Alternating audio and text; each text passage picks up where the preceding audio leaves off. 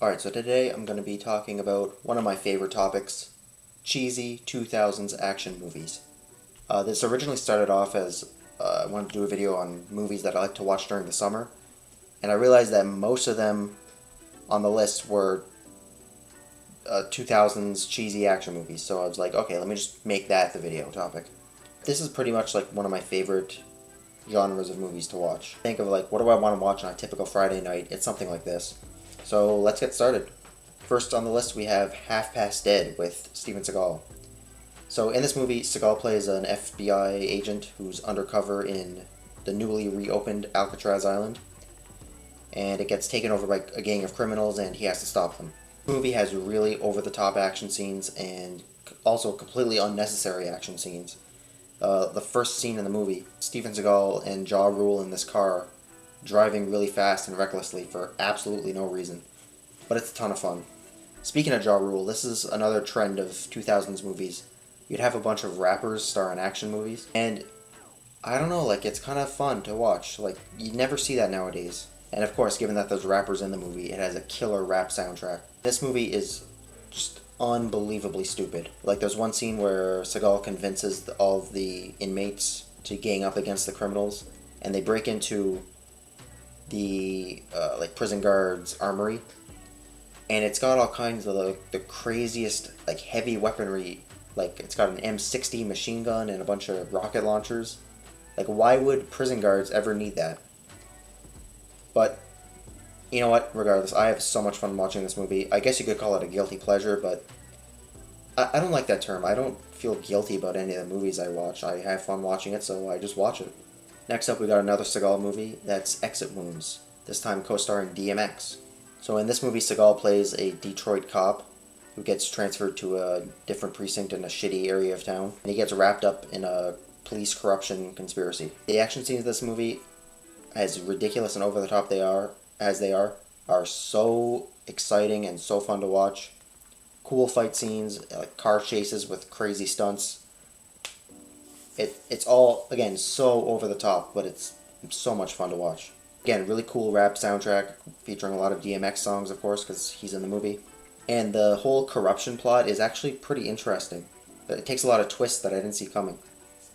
This is the kind of movie that they could have only made in the early 2000s.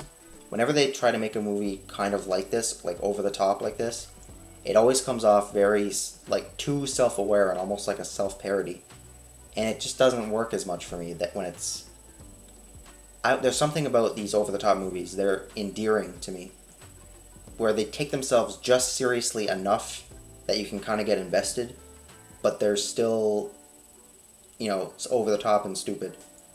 Whereas movies today, like the new Fast and Furious movies, when you become too self-aware, it almost becomes like a self-parody, and you're not as invested in it. It's just like watching a live-action cartoon. This movie also has Tom Arnold and Anthony Anderson in supporting roles, and they're really fun together. Alright, next up we've got Cradle to the Grave from the same director as the previous movie, also starring DMX, and this time he's paired with Jet Li.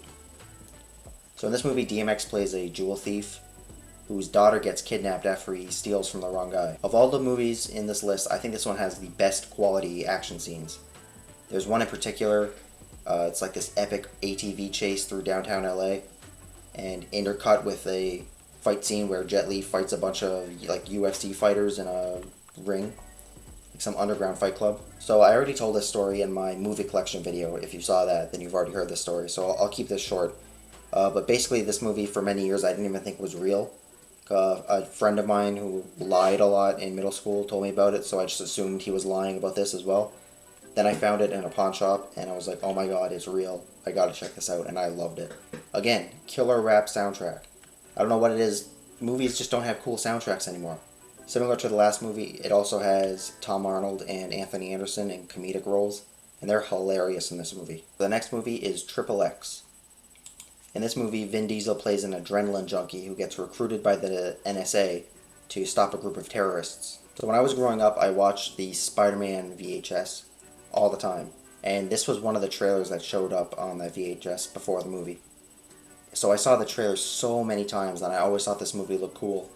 I didn't check it out until I was in high school, and this movie is a perfect time capsule for the year 2002. It's the most 2002 thing I've ever seen in my life. The soundtrack of this movie is a ton of like hard rock and new metal bands like Queens of the Stone Age, Drowning Pool, Mushroom Head, that kind of thing. The movie feels like it was designed to appeal to like people who are 13 in 2002.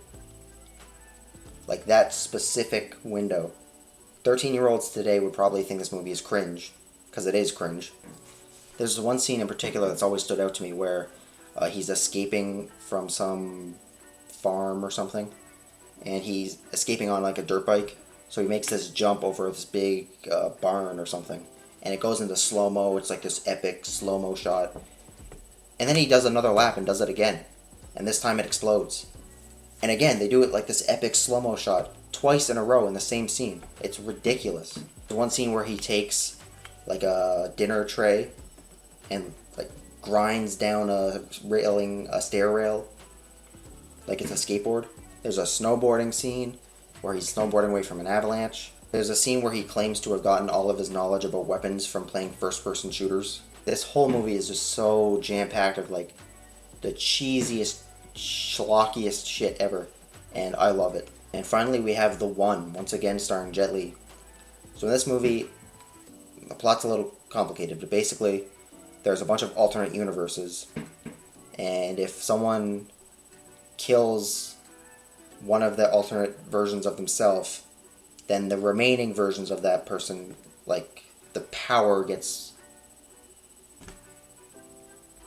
I don't know, it's a stupid movie. And some really, like, ridiculous special effects where he's supposed to be really fast, so they just speed up the footage and it looks so phony. Again, killer soundtrack, got, like, Drowning Pool and Papa Roach in it. All the special effects in this movie are so cheesy and dumb looking. I'm sure even back in the day they look bad. Movies like this really make me wonder, like, what was going on in the late 90s to early to mid 2000s? Like, these movies are obviously trash. Like, I can see why a lot of people think they're awful. Yet they kept making these movies, even if they didn't make a lot of money. And I mean, not that I'm complaining. I love these movies. I think they're so much fun to watch. But it's like, did someone put their like heart and soul into this, that they actually thought it was good? Or were they just trying to cash in on trends? Just something I've always wondered. Anyway, thank you so much for watching. I hope you enjoyed. Be sure to subscribe for some more movie-related videos coming out soon. And I hope to keep improving with every new video, so be on the lookout for that. Thank you.